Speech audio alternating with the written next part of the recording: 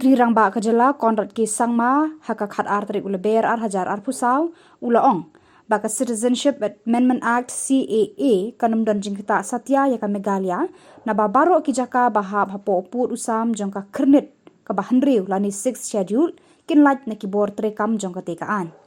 Habayakran berkilat pathai Khubor Menteri Rangba ula pentipru bakani kaan kanum Ktah than yaka Meghalaya na markumba khandai pukhandai point khandai persen kilalait naka. I don't have any comments on why the timing. The government of India is doing its part from terms of the bill that was passed 4 years back. It's the rules. But from Meghalaya's point of view, it doesn't really impact us much because the 6 scheduled areas, are completely exempted from the CAA. And hardly, as I said, we used to say 99%, but it's actually 99.9999%. There's a small section which is non-scheduled area. But apart from that, the entire scheduled area has been exempted, so it will not have any impact on the state of Meghalaya.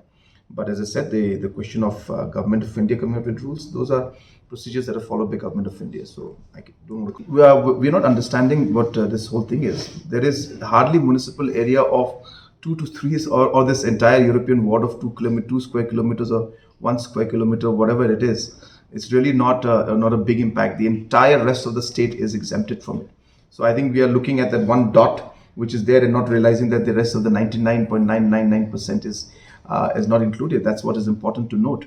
So this one dot is there because of a technical issue. Otherwise, the entire 6 scheduled area is exempted from the CAA.